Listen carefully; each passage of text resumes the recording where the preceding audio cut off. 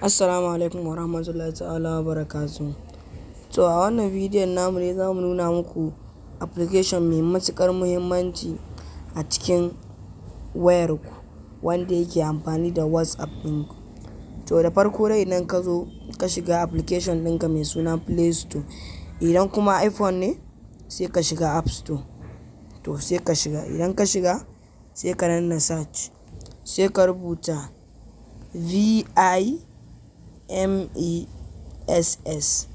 VIMES. Idan kuka yi searching zai nuno muku shi gashi nan a sama. Ya nuno min shi da yake na riga na sauke application nan a ƙasa a cikin wayana, to shi yasa ya nuno muku haka. To bari nuna muku ɗaya daga cikin ayyukan bidiyon nan. Kun gani ga su nan hotuna ne wanda ake turawa a WhatsApp. Kun gani?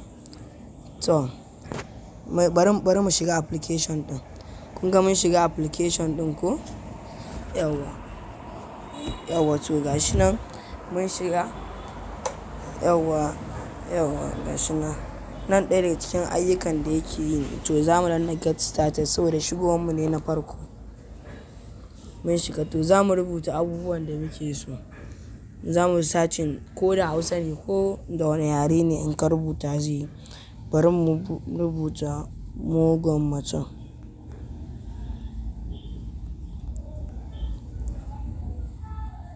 Bari mu search. Bari mu ce Allah.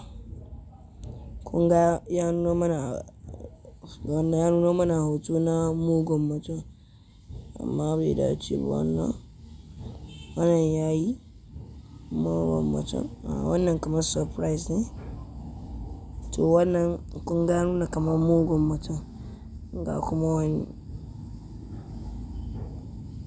Ga wani kuma shi ma dai don mugun mutum ɗin ne. To ga wani. Misali a ce wannan.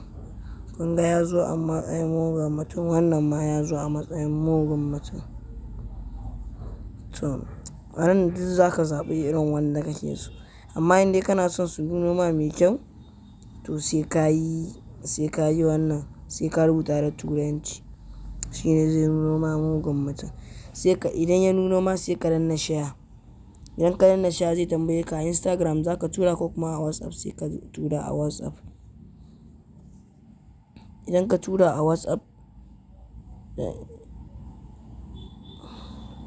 yawwa to barin ga wanne ne ya kamata a ce na tura. Yawwa barin tura a wannan misali. Shi ba wai sticker ba ne, shi dai kawai yana yin amfani ne da kamar a ce dai picture ne. To kun ga na tura ma wannan, na tura mai mugun mutum. To wannan bidiyo shi dai haka yake, wannan application haka yake. Ku danna mana subscribe sannan ku danna ƙararrawar sanarwa saboda a kullum idan muka samu wani sabon abu mu nuna muku. Za su sanar da ku, YouTube za su sanar da ku. Na gode.